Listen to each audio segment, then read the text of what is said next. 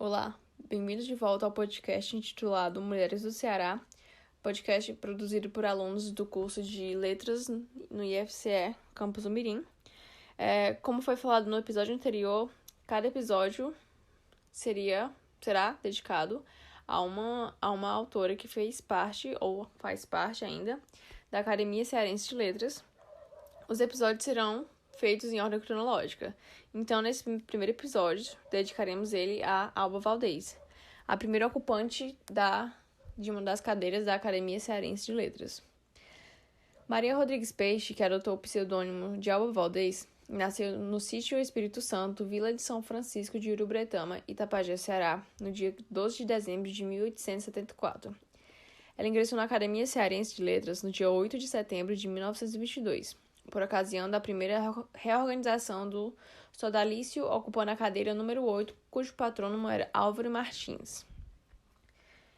Quando da segunda reorganização, não foi convidada a participar, fazendo parte do chamado Grupo dos Injustiçados.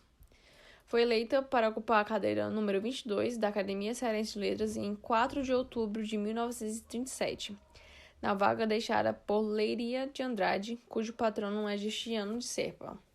A posse ocorreu somente no dia 30 de agosto de 1945, ocasião em que foi saudada pelo padre Misael Gomes. Alba Valdez foi a primeira mulher a ingressar na Academia Cearense de Letras. Ela veio para Fortaleza, onde fez seus primeiros estudos, diplomando-se na Escola Normal do Ceará em 1889. Ela dedicou sua vida ao magistério e aos estudos literários.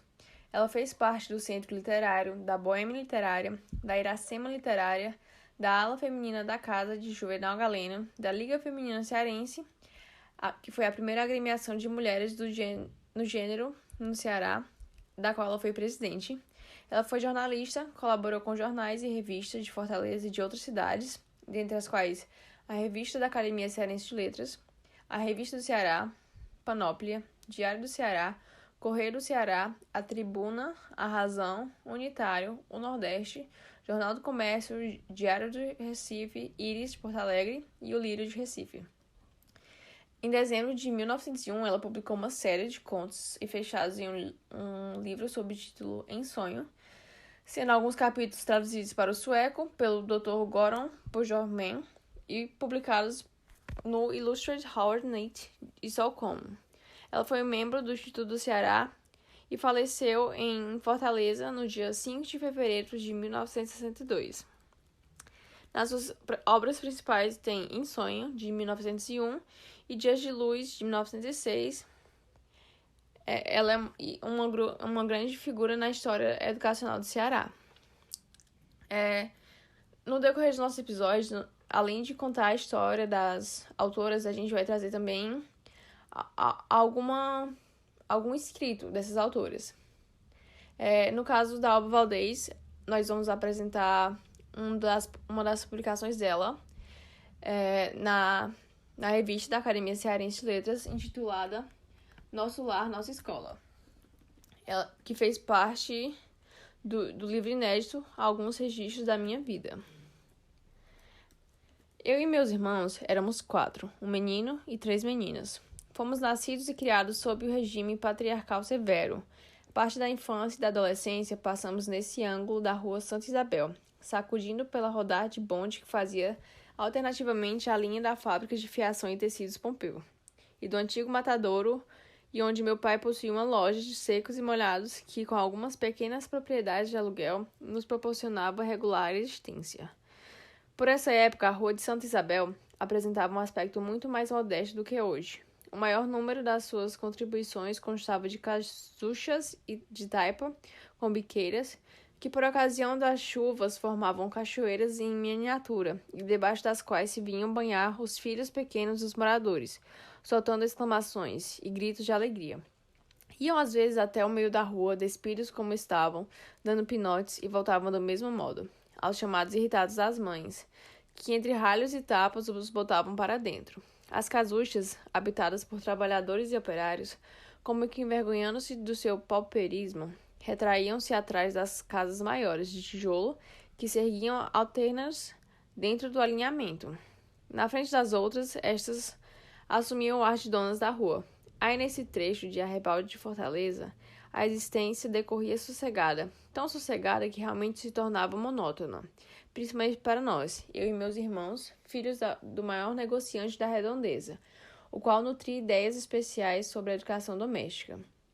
Uma dessas ideias era que a família devia viver dentro de casa, afastada quanto possível do bulício exterior, de certas vizinhanças em que se assinalavam desgostos e perigos. Boa romaria faz quem em sua casa está em paz. Como se vê, meu pai era um produto lídimo dessa civilização, que filósofos e sociólogos modernos incluem no ciclo que denominam de ciclo agrícola. Homem do campo, apesar de longa permanência, manifestou-se sempre um desambientado na metrópole da sua província, apostrofando a seca de 77, que o tangeu para fora do ar livre e oxigenado das suas lavras e da sua fazenda de gados em São Francisco da Uruburetama. E se para lá não regressou ao cair das chuvas do ano de 1880, foi porque pensou inteligentemente nos filhos a educar. Jamais deixou, porém, a rígida influência da tradição do conservantismo rural. Porventura, a linha mais nítida do seu caráter. O nosso tempo de meninos repartia-se entre a escola e o lar. Brincar? Brincávamos, conforme as instruções paternas, dentro de casa, com as nossas bonecas, lendo livros de histórias, depois de estudadas as lições do dia seguinte. Para o nosso irmão, meu pai mandou armar no quintal, num cajueiro frondoso de galhos que varrem o chão arenoso, um trapézio, de que nós, as meninas, nos utilizávamos às escondidas, dando cada balanço que fazia medo. De tardezinha, era mais que certo, bem banhados e penteados, roupa mudada, sentávamos-nos à calçada, muito quietos nas cadeiras, com maneiras de gente grande. Daí a pouco, escurecia e a meninada das casinhas de taipa começava a juntar-se, para o outro lado, no quarteirão sem calçamento, e colocando-se em círculo, aos pulos tocava a cantar, dançando as cantigas de roda. Que animação e que vontade nós tínhamos de abandonar as cadeiras, saltar para a areia, misturar-nos com um pessoalzinho que se divertia, rodar com ele, cantar com ele a cantiga da Senhora Dona Caída. Senhora Dona Caída, coberta de ouro e prata, descobriu seu rosto, que queremos ver-lhe a cara. Mas não experimentávamos essa delícia, e às 8 horas, pouco mais ou menos, quer tivéssemos sonos, quer não, recolhíamos para dormir. Era a lei. Dormir cedo e acordar cedo, condições precípitas de saúde e de vigor. O horário escolar começava às 9 horas da manhã e terminava às 2 da tarde. Antes da saída, cada um de nós recebia de minha mãe 2 vinténs destinados à merenda da escola. Dinheirão naquele tempo de câmbio a 27. O Brasil comprava então a preço vil, comparado com o atual, a libra esterlina. Com 40 réis, enchíamos de bananas e laranjas as nossas cestas, que esbarrotavam. Por consideração alguma, queríamos perdê-los, esforçando-nos porque as nossas escritas não fossem desvalorizadas nem por M nem por P. Mal, péssimo. A escrita era uma folha de papel ao maço, contendo exercícios de caligrafia nos 3 tipos, bastardo, bastardinho e cursivo. Questão de aritmética, de português e de outras matérias constantes do ensino primário.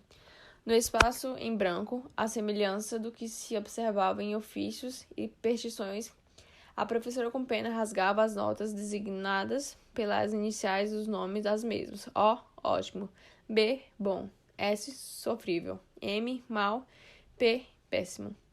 Ainda me lembro, e como havia de esquecer, que a grafia do M e do P se representava por um desenho espetaculoso, berrante, porque traçado com a potencialidade de a pena molhada, como que um sublinhado a fim de chamar a atenção do aluno preguiçoso e sem gosto. Um dia em que não houve aula, meu pai mandou nos chamar à loja e assim que nos apresentamos, explicou-nos que desejava saber qual de nós lia mais corrente. Íamos voltar nas mesmas pisadas para trazer os nossos livros, mas avisou-nos que se tornava desnecessário. Ali havia coisa que o substituía perfeitamente, e foi nos indicando os letreiros de garrafas, caixas, latas, sacos, pacotes. Era um processo original de examinar a leitura, tanto mais que os dizeres das embalagens e envoltórios das mercadorias estrangeiras se exprimiam nos idiomas dos lugares de origem.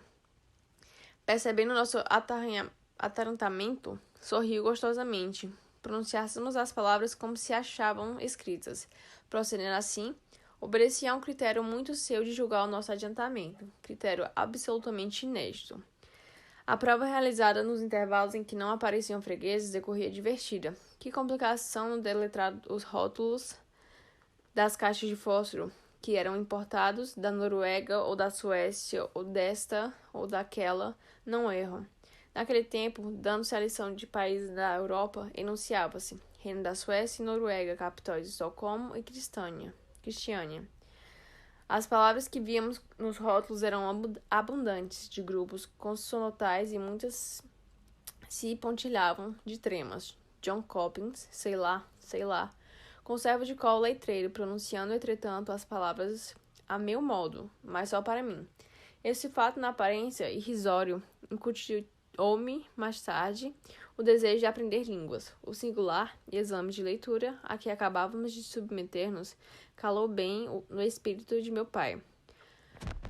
Conversando com minha mãe, após o jantar, ele fez boas referências à nossa agilidade intelectual. Virgem, resplandecíamos de alegres. Já era tempo de dizermos qual a nossa vocação, insinuou meu pai, deitando o significativo olhar para minha mãe. O primeiro a ser auscultado foi o menino, que ficou indeciso, olhar parado, sem responder. Assaltá-lo-ia o pressentimento de que desaparecia cedo? Eu respondi logo que desejava ser professora. Meu pai aprovou calorosamente a ideia. Sim, senhora, ótima ocupação para a mulher. Não via outra que lhe avantajasse. E vocês? Minhas irmãs, sorrindo manhosamente, baixaram os olhos. Muitos anos depois, evocando esse, entre outros fatos da nossa infância, elas explicaram o seu silêncio naquele momento. Se não temessem faltar com respeito a meu pai, ter-lhe-iam respondido a sua vocação era o casamento, e não brincavam. Eu também falava sério, tanto que, terminado o curso primário, entrei para a escola normal. Era um chuvoso dia do princípio de março.